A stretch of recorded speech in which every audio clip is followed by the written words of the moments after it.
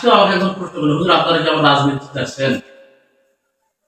তাহলে দেখেন তাদের চিন্তা ভাবনা কি, যে হুজুর শুধু আর কোনো জায়গা থাকবে না, আমরা বাদ বাকি না চুরি খাবার বাটার যা করে খাওয়ার মনে চাই আমরা খাবো। হয়ে গেছে এরকম।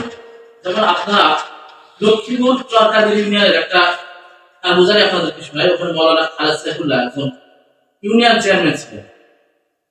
ওই ইউনিয়ন চেয়ারম্যান প্রত্যেকটা বাড়িতে তাদের চাউলগুলা পৌঁছে দিত, যে কতক্ষণে চাউল পাবে তাদের বাড়িতে পৌঁছায় দিত।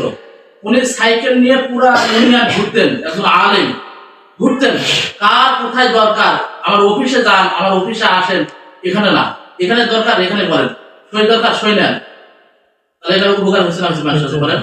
এই যে একটা চাউল দেওয়ার জন্য সারাটা দিন একজন দিন পরিশ্রম করে, সারাদিন মানুষের পরিশ্রম করে 500 টাকা 10 কেজি চাউলের দাম কত করে পুরা দিনটা চলে গেছে, এই যে সকালে গেছে সন্ধ্যা পর্যন্ত। আমরা যদি যারা ইসলাম প্রিয়, যারা সঠিক ইসলামকে চাই, এরকম মানুষকে যদি আমরা নেতৃত্বে নিয়ে আসতে পারি, তাদের কাছে যদি আমরা আমাদের ইউনিয়ন, আমাদের ওয়ার্ড, আমাদের যদি মেম্বার, চেয়ারম্যান, এমপি, উপজেলা সহ সব কিছু বুঝে দিতে পারি, তাহলে আমরাও ইনশাআল্লাহ এখানে থেকে জান্নাতের মতো থাকবো, জান্নাতের যেভাবে থাকবে এভাবে থাকবো। কারণ হচ্ছে এই যে আমাদের একটা ব্যানারের মধ্যে আছে ধর্ম বর্ণ ভিন্নমত সবার জন্য খারাপ। আমরা মনে করি ইসলাম আসলে মনে হিন্দুদেরকে দেশ থেকে বাইর করে দেবে, এটা কি ইসলাম বলে? বলে না। ইসলাম শান্তির ধর্ম।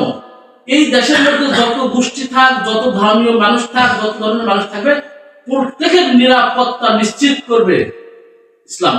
বলেন ইসলাম কোন ধর্মকে গালিগালাজ, কোন ধর্মকে বিতাড়িত করার জন্য ইসলাম নয়। যে যে যার ধর্ম নিরাপত্তা পালন করতে পারে, এই জন্য খেলাফত আমাদের লাগে, এই জন্য খেলাফতের দরকার। এই জন্য সম্মানিত হাজিরিন, আমরা যারা অবশ্যই এই 1 নং খাট্টা মাধবপাড়া ইউনিয়নের আজকে কমিটি গঠন, আমরা সবাই নামাজকে যেভাবে আমরা গুরুত্বের সাথে পড়ি, কোরআনের তেলাওয়াত যেভাবে গুরুত্বের সাথে করি, আরো দিনের কাজগুলো যেভাবে আমরা গুরুত্বের সাথে করি, এই কাজটাকেও আমরা সওয়াবের নিয়তে গুরুত্বের সাথে করব। আল্লাহ সুবহানাহু ওয়া তাআলা আপনাকে আমাকে বুঝার এবং করার তৌফিক দান। আমরা আলহামদুলিল্লাহ দিনের মেহনত করি, নামাজ পড়ি, ইবাদত বন্দেগী করি, কোরআনের তেলাওয়াত করি, দাওয়াত ও তাবলীগের মেহনত করি, করতেছি আলহামদুলিল্লাহ। কিন্তু আপনারা, আমরা যারা যাদেরকে চেয়ারম্যান বানাইতেছি, এমপি বানাইতেছি, আপনি সারাটা জীবন নামাজ পড়লেন, অনেক মসজিদের সভাপতি আছে, মসজিদের শুরু থেকে সে নামাজ পড়ে, কিন্তু তার ভোটটা যায় কমিউনিস্টের দিকে, বদমাইশের দিকে। আপনি আজীবন জানা করেন নাই, জানাকে করেছেন, ঘৃণা করেছেন, কোনোদিন এতিমের সম্পদ খান নাই, কোনোদিন জনগণের চাউল খান নাই, কম্বল খান নাই, কিন্তু আপনার আমলনামার মধ্যে 1% সওয়াব যাবে, যাবে না? যাবে বলে? কারণ আপনার সমাজটা ছিল কোথায়?